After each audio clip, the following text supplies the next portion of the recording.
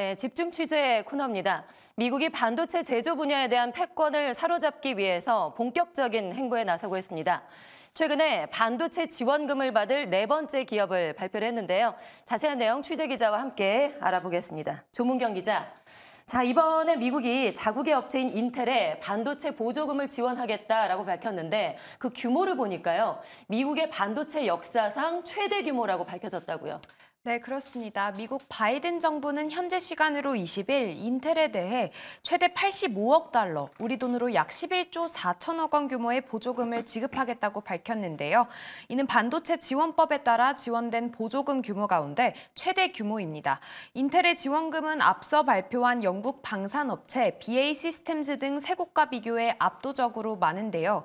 인텔은 보조금과 더불어 우리 돈으로 약 14조 8천억 원 규모의 대출도 지원을 받습니다. 즉 보조금과 대출 규모까지 합하면 우리 돈으로 약 26조 원의 지원을 받게 되는 겁니다. 이 밖에도 인텔은 미국 내 투자에 대해 최대 25%의 세액공제 혜택도 받을 수 있습니다. 네, 이번에 발표가 된 인텔에 대한 보조금 애초에 예상했던 것보다 2배가 넘는다라고 하더라고요. 이렇게 되면 이제 우리 기업들이 받을 보조금의 규모에 대해서 궁금해지는데 어느 정도나 예상이 될까요? 네, 그렇습니다. 아무래도 삼성전자와 SK하이닉스의 지원금 규모에 대해 눈길이 쏠리고 있는데요. 우선 삼성전자에 대한 지원금 규모는 이달 내로 조만간 발표될 예정입니다. 업계에서는 삼성전자가 60억 달러, 우리 돈으로 약 7조 9,600억 원의 보조금을 받을 것으로 관측하고 있는데요.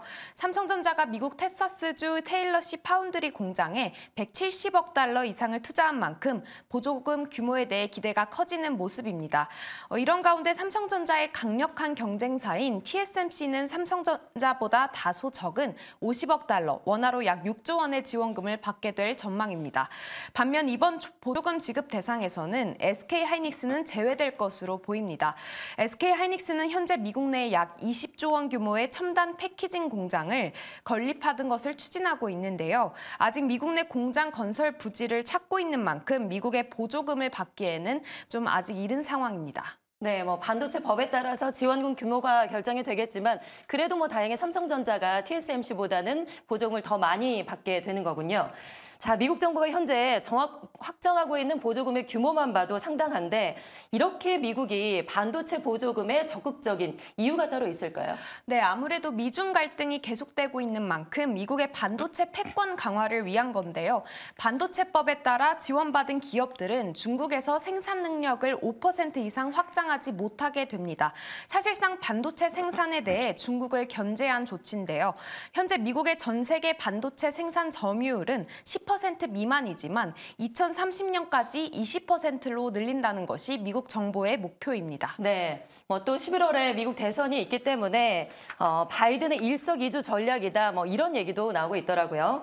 어쨌든 이 미국의 중국 견제가 계속해서 가속화하는 것으로 보이는데 아무래도 우리 기업들도 미국의 보조금을 받게 되면 부담이 또 가중될 수도 있을 것 같아요. 네, 맞습니다. 미국 반도체법은 보조금을 받는 기업에 대해 중국 관련 가드레일 조항을 두고 있는데요.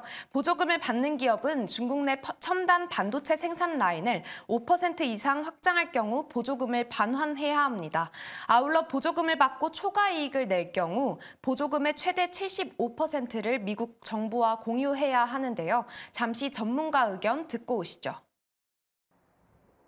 그리고 예상보다 더 많은 돈을 준다는 건 결국 미국이 우리한테 기대하는 게 더 크다는 걸 알 수 있고 투자 확대 요청이라든지 아마 미국 내에서의 활동을 좀 더 많이 해달라 그런 식으로 요구할 수 있을 것 같습니다. 시장 예상이었던 30억 달러보다 2배 많은 금액을 받을 것으로 예상되면서 그만큼의 통제와 압박도 늘어날 것이라는 구상입니다. 네. 자, 이제 다음 주면은 우리 삼성전자에 대한 미국의 반도체 보조금 지원 규모가 발표가 될 텐데 이런 상황에서 지금 우리 정부의 반도체 지원 정책에 대한 회의적인 목소리도 나오고 있다고요. 네, 미국과 일본 등 주요국들의 반도체 보조금 지급이 이어지면서 한국의 반도체 지원 정책에 대한 갑론을박이 이어지고 있는데요. 학계에서는 한국 반도체 산업의 성장을 위해서는 대기업 중심으로 지원이 이루어져야 한다는 조언이 나옵니다. 반도체 사업이라는 건 규모의 싸움이거든요. 스타트업을 여러 개를 조금씩 지원하는 거는 사실상 반도체 산업에 큰 도움이 되지는 않습니다. 더불어 대기업이라는 이유로 반도체 보조금이 지급되지 않으면 글로벌 반도체 경쟁에서 한국이 뒤처질 수 있다는 우려의 목소리도 커지는 모습입니다. 다만 반도체 지원금이 무조건적인 해결책이 아니라는 시선도 나옵니다.